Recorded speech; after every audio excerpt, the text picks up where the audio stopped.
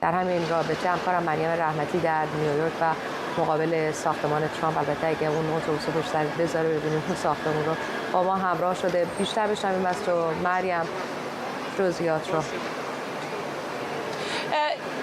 بله الناز، همونطور که تو گفتی بعد از رأی هیئت منصفه دادگاه نیویورک، دونالد ترامپ قرار هست که روز سه‌شنبه 15 همین ماه در نیویورک خودش رو تسلیم بکنه و در اولین دادگاه خودش حاضر بشه. این موضوعی هست که دقایقی قبل از سوی ترامپ هم تایید شد و گفت که او در دادگاه حاضر خواهد شد. قبلا دسانتیس فرماندار ایالت فلوریدا اعلام کرده بود که برای دستگیری دونالد ترامپ در ایالت فلوریدا با نیروهای امنیتی همکاری نخواهد کرد و حالا این موضوع عنوان شده که او خودش به نیویورک سفر خواهد کرد و اینجا خودش رو تحویل نیروهای امنیتی و دادگاه خواهد کرد و وکیل دونالد ترامپ هم اعلام کرده که موکل او هیچ جرمی انجام نداده و کاملا بیگناه هست و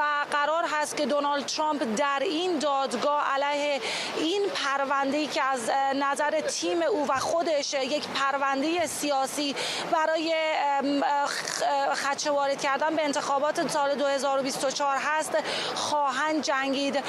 الناز، همونطور که می‌بینی و تو هم اشاره کردی، ما مقابل ساختمان ترامپ هستیم، جایی که بیشتر از بیزنس های ترامپ اینجا انجام میشه. هواداران ترامپ اینجا جمع شدند، کسانی که دموکرات ها و دادگاه نیویورک مخصوصا خود هیئت منصفه رو متهم میکنند به سیاسی کاری در مورد این پرونده، ولی به گزارش شبکه CNN و نیویورک تایمز گفته شده که اون مبلغ $130,000 که قبل از انتخابات سال 2016 به دنیلز پرداخت شده بوده تنها موردی نیست که ترامپ، بله استورمی دنیلز پرداخت شده، تنها موردی نیست که دونالد ترامپ از طرف به هیئت منصفه متهم شناخته شده. 30 بند دیگه هم وجود داره که بیشتر در مورد موضوعات مالی شرکت‌های ترامپ هست که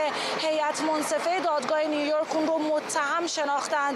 به هر حال این موارد هنوز از طرف خود دادگاه نیویورک رسانه‌ای نشده و ما هنوز نتونستیم کلاً جزئیات این اتهامات رو بدونیم، ولی خب اینها گزارش‌هایی هستند که در شبکه‌های معتبر آمریکایی بهش اشاره شده. به نقل از کلاً ببخشید اینجا یکم درگیری به وجود اومده میان طرفداران و مخالفان ترامپ، یکم سر صدا بیشتر هست، ولی خب منابع بسیار معتبر به این دو شبکه گفتن که اتهامات دیگری که بیشتر از 30 بند هست هم علیه ترامپ وجود داره.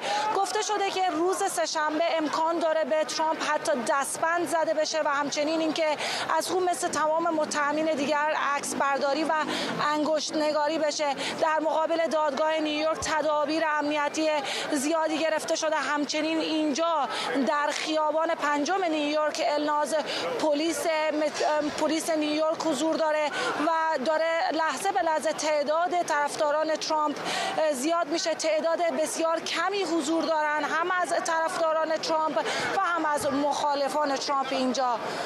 الناس، متشکرم ازت مریم رحمتی، همکارم از مقابل ترامپ تاور در خیابان 5 نیویورک با ما همراه بود.